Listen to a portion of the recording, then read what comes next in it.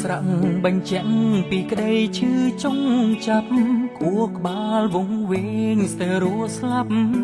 មិនអាចរៀបរាប់បរិង្ហាគេ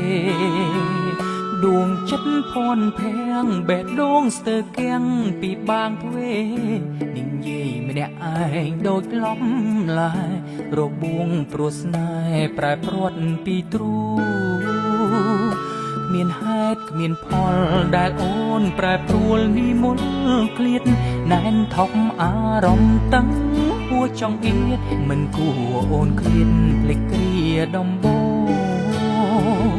អូនថាបងអើយកុំភ្លេចអូនឡើយណាមកចាំងបេះដូងចាំទេហាត់ទ្វេលើកបួងសួងឲ្យស្នេហ៍ដំបូងសូមជូនត្រាអូនប្រែបែកឆ្វេងគ្មានកោតក្រែងនឹងពៀនសច្ចចា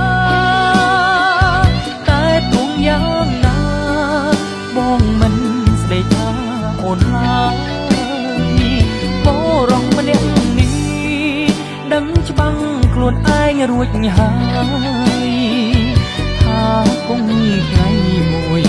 ទ្រង់អើយនឹងធ្លយជប់ចាប់មិនប្រកាន់ខឹងឌៀមដាមប្រលឹងថាយ៉ាងណាតែមានពីងមួយចង់វាចាសង្ឃឹមជីវ៉ាអូនតទួស្ដាប់ជូនពវលាក់បានប្រទាំងតាសំណាងភ័ព្វពោចេញពីទ្រូងខូចចិត្តសូមវងមិត្តគុំក្រោតខឹង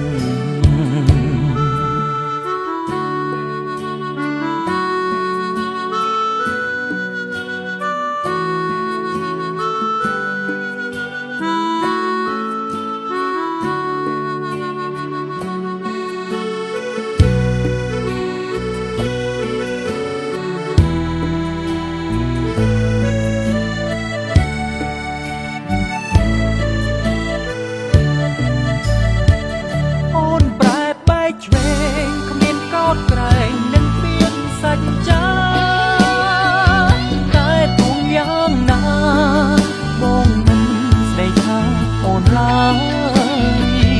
បរោះម្នាក់នេះដឹងច្បាំងខ្លួនឯងរួចហើយថាគង់ថ្ងៃមួយទ្រង់អើយនឹងធ្លយជប់ចាប់មិនប្រកាន់ខឹងឌៀមដាមប្រលឹងថាយ៉ាងណា